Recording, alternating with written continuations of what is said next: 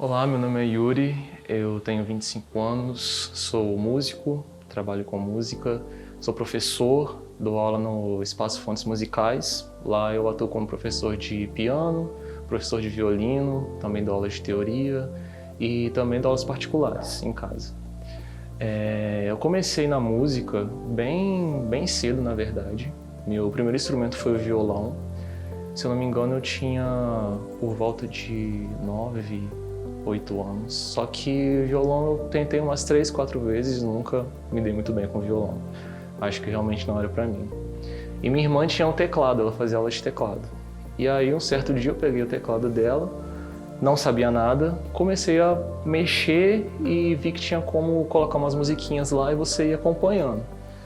E daí eu comecei a acompanhar, fazer esses acompanhamentozinhos, né? Ia mostrando lá no teclado as teclas que precisava apertar, eu ia apertando.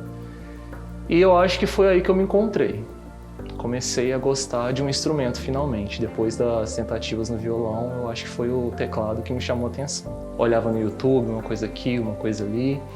E aos 16 anos, eu comecei por volta, né, chegando aos 16 anos, eu comecei a olhar um pouquinho mais pro piano. E eu falei, cara, eu acho que eu quero aprender a tocar piano. Detalhe, eu não gostava de música clássica, detestava música clássica.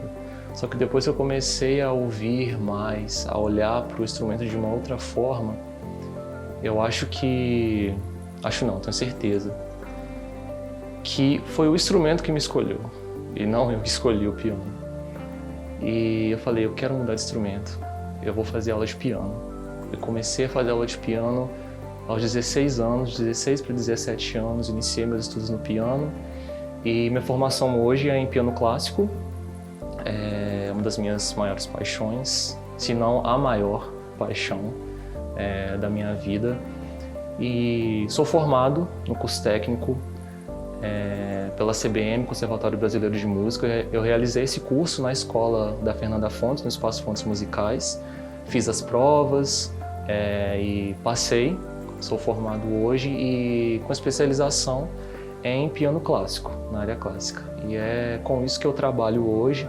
Continuar ensinando também, porque além de tocar, de performar, eu gosto muito de ensinar.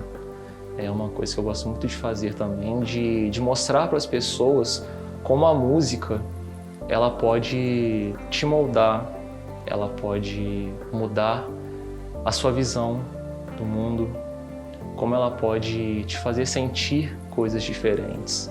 Às vezes um arrepio, às vezes arrancar uma lágrima do seu olho, tirar sorriso, te fazer sentir tristeza, melancolia, mas depois volta aquele sentimento de alívio. Então tudo isso a música me proporcionou. E eu fiquei tão encantado com isso, com tudo isso que eu consegui com a música, que eu desejo passar isso para outras pessoas também que têm interesse de aprender.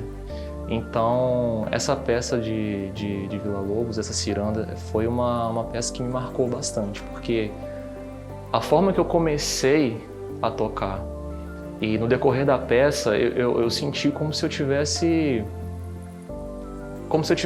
assim, em outro mundo, digamos. Para mim só existia eu e o piano e era uma conexão entre nós dois, só nós dois ali, e foi assim, uma peça que me trouxe dificuldade para aprender, mas depois que eu apresentei ela, eu me senti assim, realmente realizado por ter performado essa peça de Villa-Lobos, que é um dos meus compositores também brasileiros que eu aprecio muito. Então eu acho que se não houvesse a música envolvida nos filmes, tanto no gênero de terror como comédia, enfim, qualquer outro gênero, eu acho que talvez não daria tanto impacto necessário. Então eu vejo que a música ela é bem necessária, né?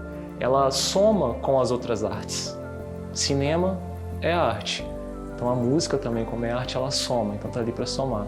Tanto que alguns filmes, por exemplo, usam orquestras, enfim, para fazerem ali, para criar vamos dizer, um ambiente, talvez ali para aquele filme, ou criar uma sensação, algo que te faça se sentir talvez triste, talvez feliz. Então, na música nós temos tonalidades que cada uma causa uma sensação. A música trabalha várias áreas do cérebro também, trabalha atenção, trabalha foco, e é importante ter seria um tempo longe um pouquinho também das redes sociais, do celular, porque isso é algo que é uma dopamina barata e tóxica, que muitas crianças que eu vejo ficam muito tempo no celular, até nós mesmos adultos, né?